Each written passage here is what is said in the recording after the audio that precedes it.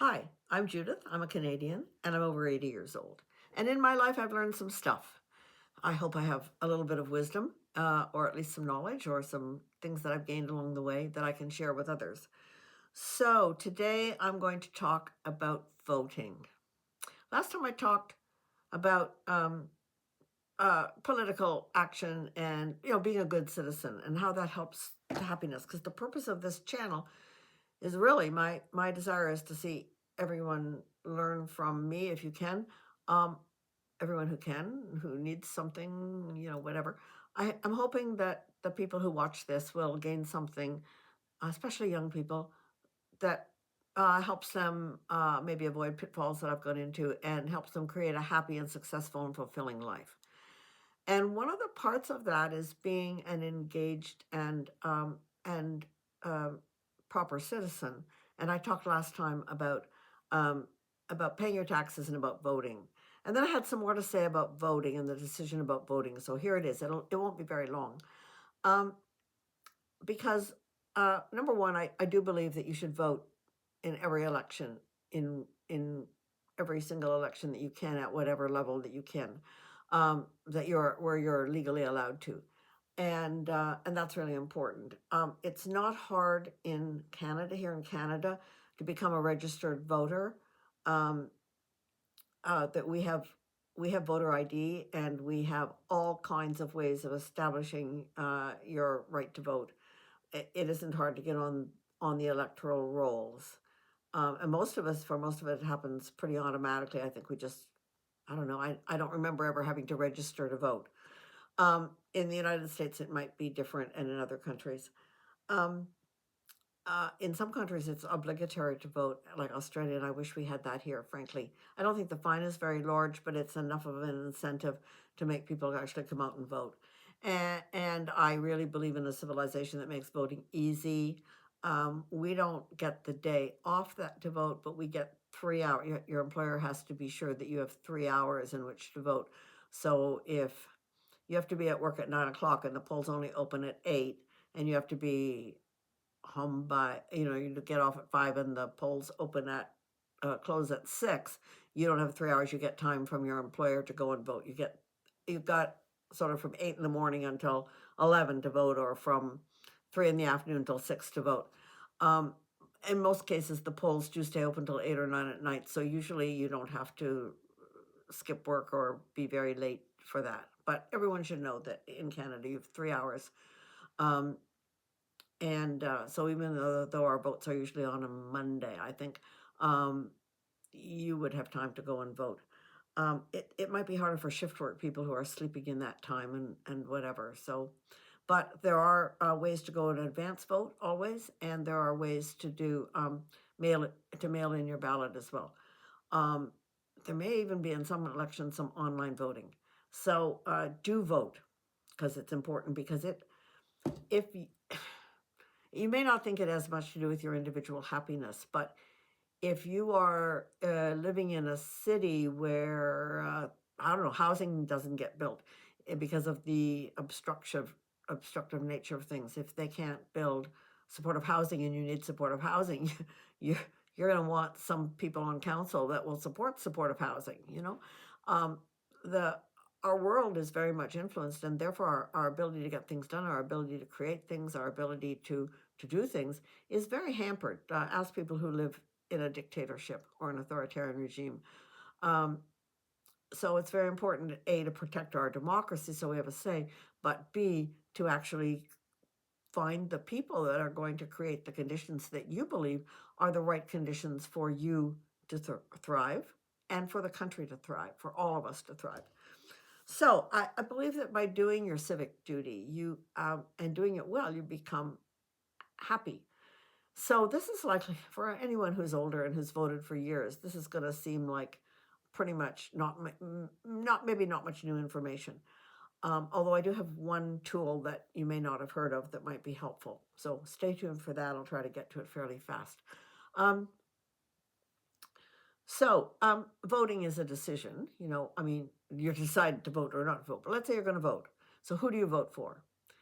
And that's a decision. I'm actually going to do a longer video on decisions in decision making, because it's really important to your happiness to be able to make decisions appropriately for the type of, to know how to do that in a good way, make good decisions.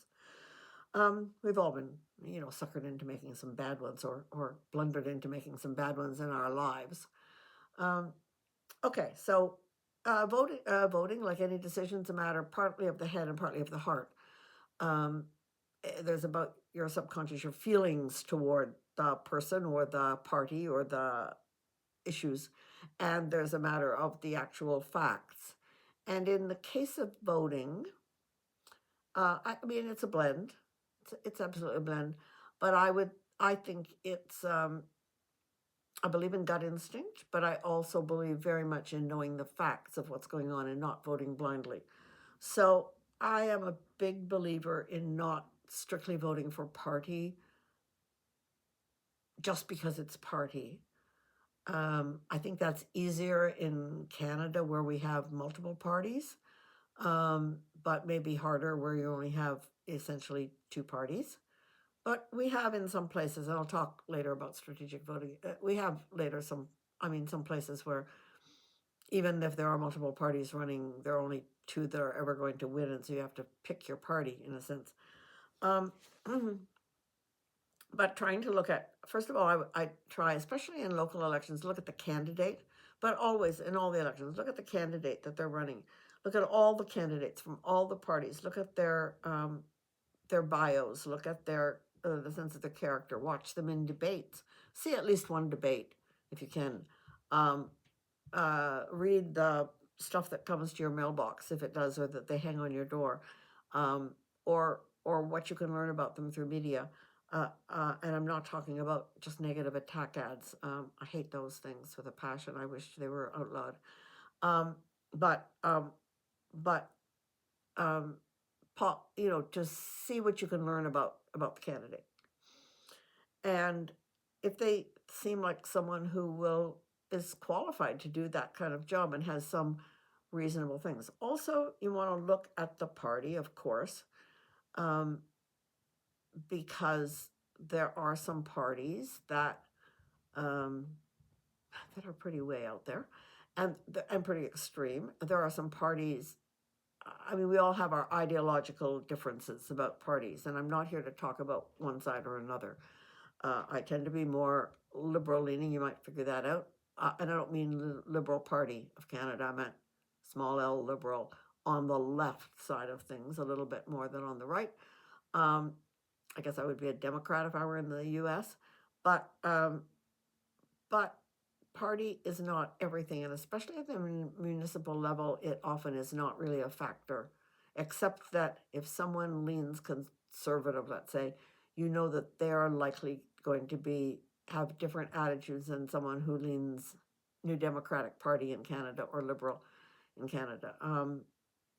They will have slightly different approaches to how government should run, even at the municipal level. Policies, though, are something that I think we don't look into enough these days. We tend to go on candidate and party only, and and I think that policies are really important, especially if you're new to voting, if you're new to politics, if you haven't been paying a whole bunch of attention. One thing you can do in Canada, CBC, the Canadian Broadcasting Corporation, sponsors for all elections something called Vote Compass. That's Vote, VOTE, Compass, COMPASS. I guess it's votecompass.ca or something. But if you just Google Vote Compass, you will find it. And it operates in other countries as well. It's not only Canada. It may be in the US, I don't know. And I don't know what other countries it's in. But what it does is it sets out the policies. So it's like a questionnaire that you answer. They're not keeping your data, so you don't have to worry about that. You don't even put in your name and address or your email or anything. Just go on and you answer the questions. And it'll say things like, do you think that, let's say it's a Canadian federal election, do you think that Canada should spend more on such and such a policy or less or about the same? And you may not know. But it's you answer, and you say, do you believe that the CBC should be fully funded, or they might say, do you believe that the CBC should be totally defunded and have to operate on its own? That kind of thing. And you get to answer about the policies. And at the end of all kinds of policies and all kinds of subject areas, and some of them I know nothing about, I have to just guess and go, well, I don't know, I guess what we're doing is okay, or whatever. At the end, it will tell you what party or parties you're closest to. It shows you on a little graph. It also shows you which of your answers, if you look at it, you can look at which of your answers is more aligned with which political party. So when I do it, I come up with some answers that are aligned with the Conservative Party of Canada, even though that is not the party that I normally would vote for. But the majority of my policies are not there. And so that shows me how I differ a little bit. The other thing you can do with Vote Compass, which is really interesting, is you can weight your answers. So you can go back the second time and you can weight your answers to say, this issue is really important to me, or only a little bit important, or not important at all, or I don't care about this issue at all. And then Vote Compass reconfigures your answers. Well, if you don't care about, climate or this or that, well, then your answers are closer to this party than this party. I find it really useful. I do it before each election. I am not sure if they do it for the provincial elections, and I'm waiting for the next provincial election to figure that out. But I know that it's there for federal elections. It's not there for municipal. You have to listen to your local issues and figure those out for yourself. So, so we've talked about talking about character, talking about the party, figuring out what the policies are. I think it's really good to check on policies, because I may vote, I do vote for parties that I don't always agree with all of their policies, but you've got to kind of take, where are you on the majority of things? Because no party is going to be perfect. No party, someone said it's not a marriage. It's like taking a bus. Does the bus get you closer to where you want to go? If the bus gets you closer to where you want to go, even though it's not exactly where you want to go, as long as it's going in the right direction, that would be the party to vote for. And then the last thing to talk about is that Canada and the United States and Great Britain, and maybe France, I'm not sure, are the only Western democracies that vote on first past the post system. All other Western democracies and most of the development democracies use something. I think Australia has a combination of ranked choice voting for its lower house and proportional representation for its upper house. All the others have proportional representation in one form or another. There are different forms of it. And it's a bit of a complicated subject. I'm not going to go into it here. I am a fervent believer in getting rid of first past the post voting, in not having simply ranked choice voting, but in having some kind of proportional representation, which would mean that if 39% of the voters voted for, let's say, the Conservative Party, they would get 39% of the seats instead of being able to get a majority, as happens now. I think that's what happened in Ontario. Or vice versa. If I think it's about 36% is the cutoff, but if you got like 40% of the popular vote, you could have a majority government in the federal government. And in a place where, in a country where there's really just one party on the right, one other little fringe party, and there are 4, and in Quebec 5, we've got Conservatives, Liberals, NDP, Bloc Québécois in Quebec, and Green Party. So 5 viable parties, not ones that may ever get power, but viable parties who have had actual seats in the House. At that time, if you've got that many, then the vote with one party on the right and 4, let's say, or 3 on the left, the vote tends to get split among the left, and then the right can come through. It's just not representative. So, what happens, however, if you are under first past the post? I do work for Fair Vote Canada, for full disclosure. I don't mean I get paid by them. I mean I do volunteer work occasionally. and I support them financially because I really believe in moving away from this current system. Your sense of that may differ. I'm not going to argue with you on that one. But if I am living in a riding in which it's either going to be a conservative person or a liberal person who gets in at the provincial level and at the federal level, maybe a choice for NDP at the provincial level. I think that has happened. That has certainly happened before in this riding. Well, I mean, sometimes I want to vote for the NDP or for the Green Party because I really like the candidate better. And honestly, the differences between the Green, the NDP, and the Liberal are so small in the bigger scheme of things. I don't really care which one gets in as long as one of them does. But maybe I would like a certain candidate more than the others, and I would really like to vote for them.